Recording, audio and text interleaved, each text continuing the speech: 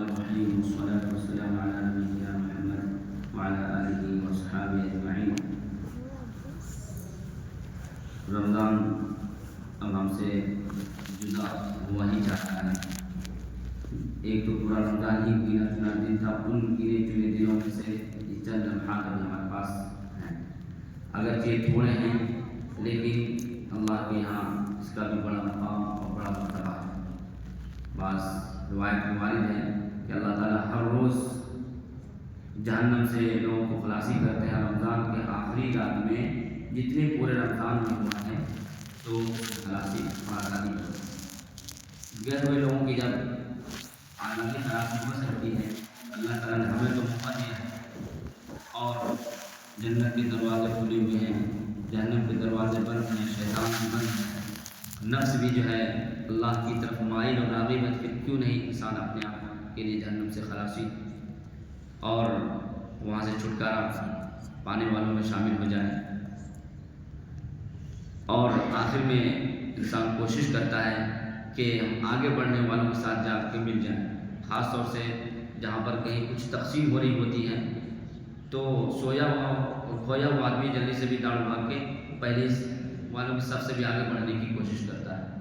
تو جب دنیا میں یہ حال ہے تو آخرت تو اس سے بھی زیادہ بڑھنے کا. یہاں تو ہم کہاں بھی جا رہے ہیں کہ اگر تم کھوئے ہوئے تھے جب بھی آخر میں آ جاؤ. جبکہ اگر خود ہمارے اعمال کی بات ہوتی اور ہماری پکڑ اور نااہلی کی بات ہوتی تو کہا جاتا کہ اب بعد میں آ کے کیا کر رہے ہو. لیکن دیکھیں اللہ کا فضل اور کرم پہ قربان جائیں, کہا جا رہے ہیں ابھی بھی آؤ, آخر لمحے تک میں بھی آ جاؤ. اور ہم سب کو معلوم ہے کہ آخری لمحے میں کوئی کلمہ بھی پڑھ لیتا ہے تو سارے گناہ معاف ہو کے وہ پکا سچا مومن بن جاتا ہے, اگرچہ ایک نماز نہ پڑھی ہو اور عورت اس کا انتقال ہو گیا. تو جب یہ حال ہے بذات خود ایمان لانے کا تو اللہ تعالیٰ نے ہم سب کو ایمان والا بنایا ہے. تو اللہ نے ہمیں یہ رمضان دیا ہے سدھرنے اور سنبھلنے کے لیے. اور نبی صلی اللہ علیہ وسلم کی کتنی سخت دعا کہ جو ہے ہلاک ہے, برباد ہے وہ شخص ہے جو رمضان کا مہینہ پایا اور اس کی مغفرت نہ ہو سکے. تو یہ اس کا احساس اس وقت انسان کو ہوتا ہے جب کہ خود اپنی ضرورت محسوس کرے, اللہ کے رحم اور کرم کا امیدوار ہو اور جو ہے اپنی آخرت کی فکر ہو. تو یہ اللہ تعالیٰ نے ہمیں جو ہے یہ موقع دیا ہے. اسی طرح سے بہت سے لوگ سمجھتے ہیں کہ 27 کی رات کو شب قدر مل گئی, اب چھٹی ہوگی, اب تو ہم نے جو کمائی کر لی 1000 مہینے سے زیادہ بڑھ کر اور بہتر. یہ بھی حدیث کے خلاف ہے کسی ایک رات کو متعین کرنا. نبی صلی اللہ علیہ وسلم نے متعین کر کے نہیں بتایا, تو اس لیے ہمیں بھی جو ہے بغیر متعین کے ہر رات میں ہمیں تلاش کرنے کی فکر ہونی چاہیے, خاص طور سے آخر عشرے میں اور ان میں جب بجوڑ راتوں میں. صحیح ابن خزیمہ کی ایک روایت ہے کہ شب قدر کو رمضان کی آخری رات میں تلاش کرو. اب یہ آخر میں چاہے جوڑ والی یا بے جوڑ تاپ دکھ جو بھی ہو اس میں بھی ہم تو یہ جو ہے اس میں بھی ہمیں زیادہ چاق و چوبند رہنے کی ضرورت ہے کہ ہم جو ہے آخری لمحات کو اچھے سے گزاریں اور اعمال میں آخری کا جو اعتبار ہوتا ہے. اور اس کے بارے میں بہت سارے اقوال ہیں.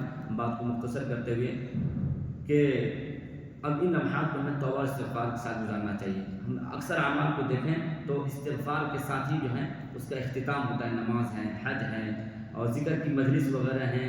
تو یہ رمضان کا روزہ بھی ہمارا اسی طرح سے استغفار کے ساتھ جو ہے اختتام ہو. اور اسی لیے جو ہے اللہ والوں بڑا اہتمام کرتے ہیں, اس لیے کہ ظاہر ہے کہ اللہ کی شان کے مطابق عبادت نہیں ہو سکتی, خلل ہے. اور یہ چیز اللہ کو بہت پسند آتا ہے کہ بندہ جب اپنی کمی کا احساس اور جو ہے اللہ کے سامنے اظہار کرے. اللہ والے کہتے ہیں کہ میں اللہ کے قرب پانے کے لیے میں جو ہے بہت دروازے سے میں آنا چاہتا ہوں, سارے دروازے کو میں نے بھرا ہوا پایا. ذکر والے ہیں, نماز والے ہیں, روزہ صدقہ خیرات والے ہیں. کہا کہ میں نے صرف ذلت کا دروازہ, عاجزی کا, بے کسی کا, اپنے آپ کو گرانے کا دروازہ میں نے پایا تو خالی پایا اور میں اسی میں گھس گیا. تو یہ اللہ تعالیٰ کو بہت پسند ہے. یا ایھا الناس انتم الفقراء الی اللہ رب انی لما انزلت الی من خیر فقیر. حضرت موسیٰ علیہ السلام کہہ رہے ہیں تو پھر کیا اللہ نے کتنا نوازا. تو یہ چیز ہے کہ ہم جو احساس کرتے ہیں کہ توبہ استغفار کریں اور واقعی جو ہے حقیقی معنی میں سوچیں کہ ہم سے جو غلطی کمی کوتاہی ہوئی ہے اور رمضان کا ہم نے حق ادا نہیں کیا. پھر یہ کہ اللہ تعالیٰ نے جو ہمیں رمضان میں جو موقع دیا اللہ کی فضل کرم سے اس اعمال پہ خوش ہونا چاہیے. اور جو ہے نبی علیہ السلام نے ایمان کی نشانی بتائی کہ جب نیکی کرنا تمہیں خوش کرے, برا کرنا تمہیں غمگین کرے تو تم سمجھو مومن ہے. تو ایمان کی نشانی ہے اس پہ خوش ہونا اور برائی پہ غمگین ہونا. تو اسی طرح سے ہمیں تو ظاہر ہے کہ جب خوشی مل گئی ہمیں قرآن پڑھنے سے، روزہ رکھنے سے، تلاوت کرنے سے اور بھی دیگر اعمال کرنے سے، تو ایک چیز جس سے خوش ہو جائے تو کیا انسان اس چیز کو چھوڑ دے گا؟ تو اگر ہم جو ہے یہاں 8 رکعت ہم تہجد پڑھتے تھے تو پورے سال 8 نہ پڑھیں تو کم از کم 4 پڑھ لیں، 6 پڑھ لیں، لیکن تہجد پڑھنا نہیں چھوڑیں۔ نبی علیہ السلام نے امت کو نصیحت و وصیت کی ہے۔ تہجد جو بہت ہی یعنی کہ پرسکون نماز ہے، ہم آپ نے غور کیا، اور یہ اسی ٹریننگ ہی کے لیے ہے، اور ایک دن 2 دن 1 ہفتہ نہیں، پورے 30 دن کی ٹریننگ ہوئی، پھر بھی اگر ہمیں لذت حاصل نہیں ہوئی تو ہماری محرومی کی بات۔ اسی لیے کسی اللہ والے سے کہا کہ اگر جس نے عبادت کی لذت اور حلاوت اور مٹھاس نہیں پایا تو تم جو اپنی عبادت میں کمی سمجھو، خود اپنے آپ کو متہم کرو، اپنے آپ کو تم بدنام کرو، کیونکہ اللہ تعالیٰ تو شکور ہے، قدردان ہے، وہ جو ہے جس طرح سے کمانے والا جو ہے کمانے کے بعد خوشی محسوس کرتا ہے تو عبادت والا کیوں خوشی محسوس کرے گا؟ اس لیے کسی اللہ والے سے پوچھا گیا کہ کیا بات ہے کہ بہت سے لوگ رمضان میں خوب عبادت کرتے ہیں اور رمضان نکلتے ہی جو پھر فرار ہو جاتے ہیں، تو کہا کہ کتنے برے لوگ ہیں کہ ایک اللہ کو جو صرف رمضان میں ہی جانتے اور پہچانتے ہیں، گویا کہ اللہ جو ہے صرف ان کے لیے اللہ رمضان میں ہے، نعوذ باللہ۔ تو اللہ جب ہمیشہ ہمیشہ کبھی ختم ہونے والا نہیں اور ہمیشہ جو رہنے والا ہے تو اس اللہ کی عبادت بھی ہمیں ہمیشہ کرنا چاہیے۔ اسی لیے اللہ تعالیٰ ہم سے مطالبہ کیا وَاعْبُدْ رَبَّكَ حَتَّىٰ يَأْتِيَكَ الْيَقِينُ کہ موت تک ہمیں پابند رہنا ہے۔ اور اللہ والے لوگ جو ہے خاص طور سے آخر وقت میں بہت زیادہ پابند رہتے تھے۔ آپ لوگوں نے ابھی بھی کچھ باتیں جو سن لی ہوگی، تو اس لیے جو ہم ان ایام کو جو ہے ہم توبہ استغفار کے ساتھ اللہ کی طرف رجوع کر کے سچے پکے وعدے ارادے کے ساتھ جو ہے ہم گزاریں۔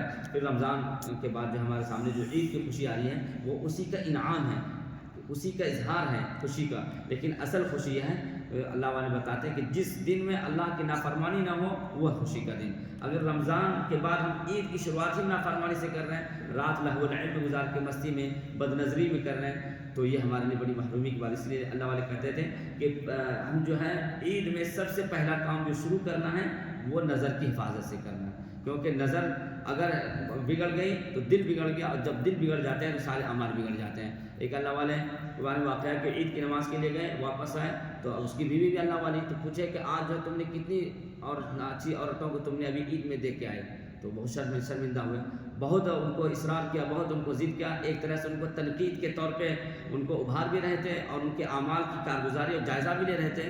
تو آخر میں انہوں نے کہا کہ اللہ والی کہ میں جو ہے نظر جھکاتے ہوئے گیا اور میں نے اپنے یہ جو ہے ابہام والی یہ گناہ والی انگلی کو سوا میں نے کسی اور چیز کو نہیں دیکھا، میں ہمیشہ نگاہ کو اسی پہ رکھا۔ تو یہ لوگ تھے کہ جو اللہ سے اپنے اعمال کو قبول کرانے کی فکر مند ہوتے تھے، اپنے اعمال میں کسی طرح کی گڑبڑی یا کمی اور خلل ہو جانے سے بچتے تھے۔ ایک تو ہمارا اعمال خود کھوٹ ہے جو رمضان میں، اسی لیے ہمیں جو ہے سب کے فطر نکالنے کے لیے کہا گیا ہے۔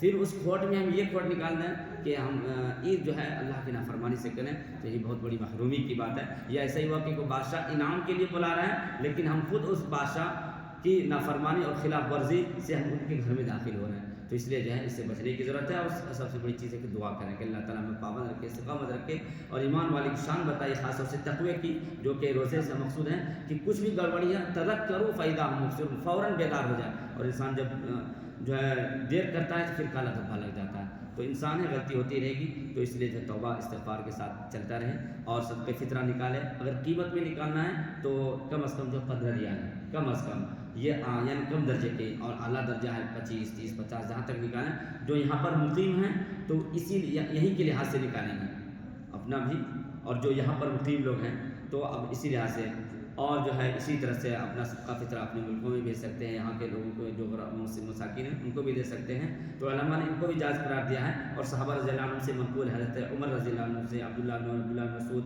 اسی طرح سے عرب کے بعض علماء ابن تیمیہ وغیرہ کہتے ہیں کہ قیمت میں ضرورت نکال بھی سکتے ہیں، خاص طور سے ہمارے فلسطین بھائیوں کی مدد کے لیے ہم لوگ جو کوشش کریں دیں، یہاں کے قدر خیریہ والے قبول کرتے ہیں اور ان کے مستحقین تک پہنچاتے ہیں، اللہ تعالیٰ قبول فرمائے۔ عید کی جو سنت وغیرہ ہیں ہم سب کو معلوم ہے، خاص طور سے کہ بے جوڑ جو ہیں یعنی کھجور نکلنا چاہیے، کہ اللہ تعالیٰ آپ کا حکم جیسے میں نے روزہ رکھ کے مانا ایسے روزہ توڑ کے یعنی کہ عید منا کر کے ماننا ہے، یہ سنت ہے۔ اور یہ بھی سنت ہے کہ اگر ہو سکے تو پیدل ہی جائیں اور پیدل ہی واپس آئے دوسرے راستے سے، اور تکبیر جس راستے عید ہوئی تو تکبیر کریں، اللہ کی عظمت اور بڑائی کو بیان کریں، شکرانے طور پر بھی کہ اللہ تعالیٰ آپ نے توفیق دی اور پھر آپ نے جو ہے ہمیں عید کا موقع دیا ہے، تو اس طرح سے جو ہے جب تک کہ نماز ختم ہو جائے تو تکبیر پڑھیں، تو اللہ تعالیٰ ہم سب کو موقع اور توفیق عطا فرمائے، اللہ تعالیٰ ہم سب